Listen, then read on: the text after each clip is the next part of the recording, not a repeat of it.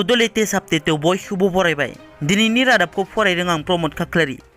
गिबि निउसआव दङ मैया जराबाद पुलिस आउटपोस्टनि पुलिस हानजाया मोसौजों बुंफबनाय गंनै ट्राक हमनो हादों। पुलिसआ फोरमायनाय बादिब्ला मोसौजों बुंफबनाय गंनै ट्राकखौ जराबाद चेक पस्टआव लाखिनानै चेक खालामनायाव ट्राकआव गोबां मोसौफोरखौ नुनो मोनो।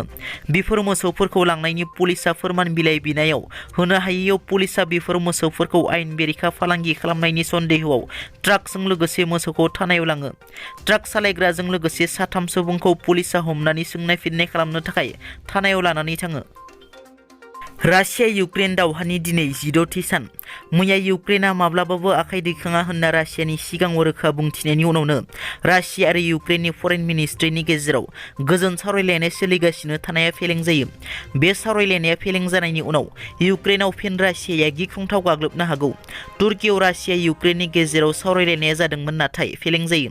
तुर्कीयाव सावरायलायनायाव रासियाया इउक्रेनखौ आखाइ दैखांनो बुंदोंमोन। रासियानि आखाइ दैखांनो होनाय प्रस्ताबखौ नाजावाखैसै इउक्रेनआ। मख'नो गोनांदि दावहानि गेजेराव गिबि खेबनि थाखाय मोन्नैबो हादरनि फरेन मिनिस्ट्रिया सावरायलायनायाव बाहागो लादोंमोन। बे सावरायलायनाया फेलें जानायनि उनाव फिन इउक्रेननि सायाव गिख्रंथाव गाग्लोबनो हागौ रासियाया। मैया भारतनि मोनबा रायजो फारियै गवा, मणिपुर, पान्जाब, उत्तर प्रदेश, उत्तराखन्डआव बिसायख'थिनि फिथाइ फोसावो। मैया बे मोनबा रायजोआव बिधान सभा बिसायख'थिनि फिथाइ फोसावो। बुंथिनो गोनांदि बिजेपि दोलोआ बे मोनबा रायजोनि गेजेराव मोनब्रै रायजोआव देरहासार जानो हायो। बिजेपि देरहानाय मोनब्रै रायजोफोर फारियै गवा, उत्तर प्रदेश, मणिपुर आरो उत्तराखन्ड। मख'नो गोनांदि पान्जाबाव आम आदमी पार्टी सुंद'यै आप राजखान्थि हानजाया देरहासार जायो। मोनसे दुखुनांथाव जाथाय क'क्राझाराव सासे फोरोंगिरिखौ सिनाय मोनै दुथांफोरा बुथारना गालांदों।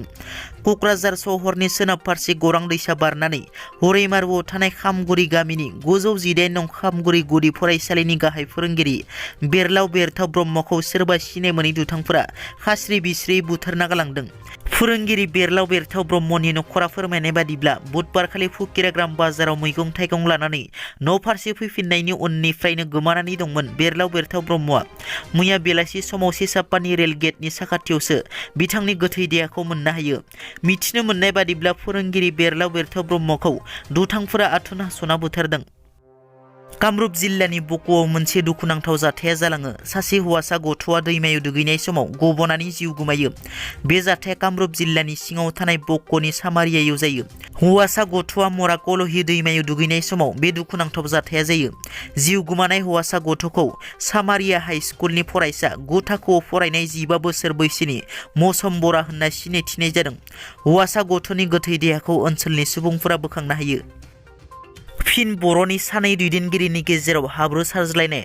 बावैसो सान सिगां बिटिआरनि एम राकेश ब्रह्म बिथाङा बिपिएफनि एमएलए रुबिराम नार्जारिया इउपिपिएल दोलोआव आखाइ हमफिननो नागिरदों होनना बेरफुसार बिबुंथि लाखिनायनि सायाव रुबिराम नार्जारि बिथाङा फिननाय होदों। बिथाङा बुङोदि राकेश ब्रह्मआ बबे थाखोनि दैदेनगिरि आरो आं बबे थाखोनि दैदेनगिरि बेखौ रायजो राजाफ्रा मोनथिखागौ।